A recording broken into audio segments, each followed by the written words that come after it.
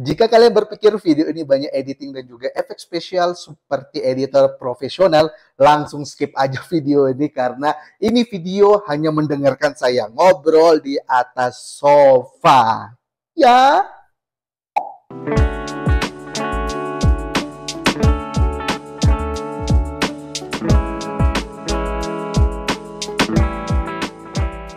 Nah, kali ini teman-teman, saya ingin berbagi sedikit cerita tentang pengalaman saya mengikuti seleksi calon pegawai setempat untuk perwakilan Republik Indonesia di luar negeri ya, teman-teman. Jadi, kalau kalian pengen mencoba untuk bekerja di KBRI di luar negeri, itu ada lowongan pekerjaan sebagai pegawai setempat atau orang nyebutnya di sini local staff di KBRI atau KJRI atau PTRI atau KRI, pokoknya perwakilan Indonesia di luar negeri lah seperti itu. Itu kemarin saya mengikuti seleksi calon pegawai setempat.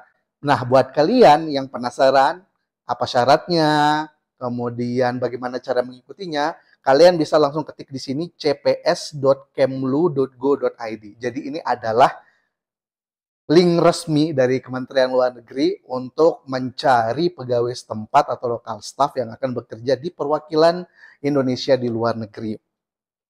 Nah, di sana nanti ada berbagai langkah-langkah atau tahapan-tahapan yang harus kalian ikuti. Nah, memang di sini itu rasanya seperti seleksi CPNS begitulah, karena itu ada seleksi administrasinya, kemudian ada seleksi tes pengetahuan umumnya, kemudian ada seleksi tes psikologinya, kemudian ada wawancara dari Kementerian Luar Negerinya, dan yang terakhir wawancara dari perwakilan yang akan memanggil kita di luar negeri nanti.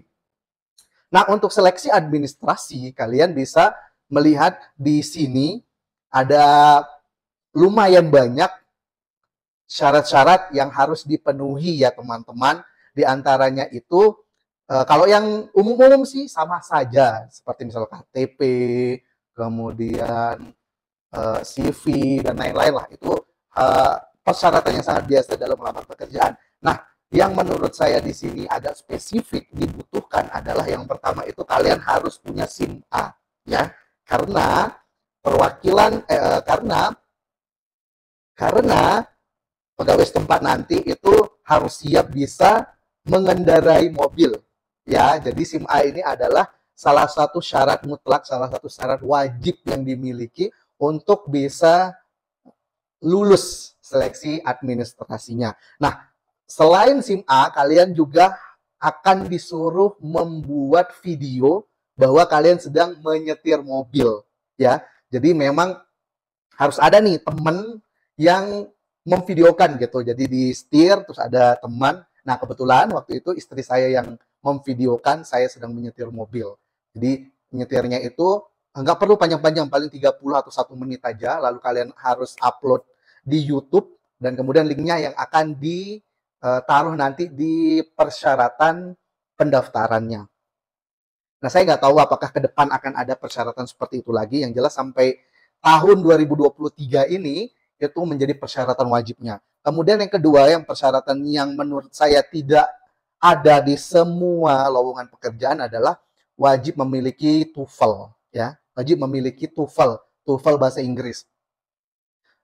Kemarin sih syaratnya kalau nggak salah TOEFL. Saya nggak tahu apakah IELTS juga akan termasuk masuk menjadi kategori persyaratan untuk kemampuan bahasa Inggris. Nah, itu syaratnya itu kalau tidak salah itu minimal TOEFL-nya itu 500. Ya, minimal TOEFL-nya itu 500. Dan kalau kalian memiliki kemampuan bahasa asing lain selain bahasa Inggris, itu akan sangat membantu. Karena kalian akan mendapatkan sejenis nilai plus untuk bisa ditempatkan di negara yang memiliki kemampuan bahasa asing tertentu. Misalnya kalian memiliki kemampuan bahasa Arab, maka kemungkinan besar KBRI atau perwakilan RI di luar negeri yang akan memanggil kalian nanti wawancara, seandainya lulus sampai tahap wawancara, itu adalah Perwakilan-perwakilan yang bahasa umum, bahasa nasionalnya itu adalah bahasa Arab, misalnya kayak seperti di Timur Tengah, Saudi Arabia, dan lain-lain. Kemudian misalnya kalian memiliki kemampuan bahasa Spanyol. Nah, itu akan membantu kalian sebagai nilai tambah untuk ditempatkan di negara-negara yang menggunakan bahasa sehari-harinya itu adalah bahasa Spanyol. Tapi tidak menutup kemungkinan kalian yang tidak memiliki kemampuan bahasa asing tertentu selain bahasa Inggris akan ditempatkan di negara-negara yang memiliki atau menggunakan bahasa asing sebagai bahasa sehari-harinya selain bahasa Inggris. Contohnya siapa? Saya. Saya ini tidak memiliki basic kemampuan bahasa Spanyol sama sekali sebelumnya. Ya, kemudian saya itu juga awalnya kaget bisa dipanggil di negara Ekuador yang ternyata bahasa nasionalnya adalah bahasa Spanyol.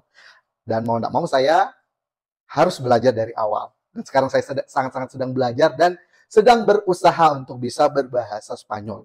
Dan, ada satu lagi nih. Sepertinya tidak selalu ada di setiap loker, yaitu harus punya NPWP. Teman-teman, setelah semua persyaratan-persyaratan ini bisa lihat di sini ya. Bisa lihat di sini, saya juga nggak hafal itu persyaratannya apa saja. Bisa dilihat di sini. Itu setelah semua persyaratan dilengkapi, kemudian kita akan menunggu proses seleksi administrasi. Waktu itu kalau nggak salah ya, kalau saya nggak salah itu sekitar 1 bulan. Ya mirip-mirip dengan tes CPNS atau P3K kemarin lah. Kemudian datanglah gitu ya pengumuman administrasinya dan ternyata saya lolos. Setelah itu saya mengikuti kegiatan tes pengetahuan umum dan tes psikologi. Ya seputar pengetahuan umum internasional gitulah, kayak negara ini ibu kotanya apa, kemudian siapa atlet yang paling banyak meraih medali emas sepanjang masa, ya seperti itu. Saya nggak tahu ke depan bakalan seperti apa. Yang jelas kalau kemarin tes psikologi yang saya ikuti itu dia berbasis web. Kita seperti mengisi di web gitu. Setelah lulus tes pengetahuan umum dan tes psikologi, itu kalau saya tidak salah itu akan ada tes wawancara pertama. Nah, tes wawancara pertama ini kita akan diwawancari oleh Kementerian Luar Negeri. Dalam hal ini adalah Biro SDM dari Kemlu.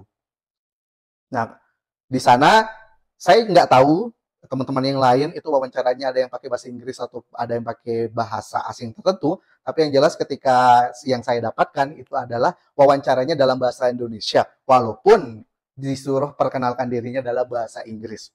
Jadi wawancara standar lah. Seperti misalnya nanti job desk-nya apa aja di sana, kemudian apakah siap ditempatkan di negara mana saja. Karena kita itu nggak tahu negara mana yang akan memanggil kita, nggak tahu negara mana yang bakalan sesuai dengan latar belakang pendidikan, pengalaman kerja, skill dan lain-lainnya kita gitu. Kita nggak tahu gitu dan nggak bisa memilih. Nah itu ya. Jadi kalian tidak bisa memilih mau ditempatkan di mana saja dan kalian akan ditawarkan oleh KBRI atau perwakilan RI di luar negeri yang mungkin tidak pernah kalian sangka-sangka.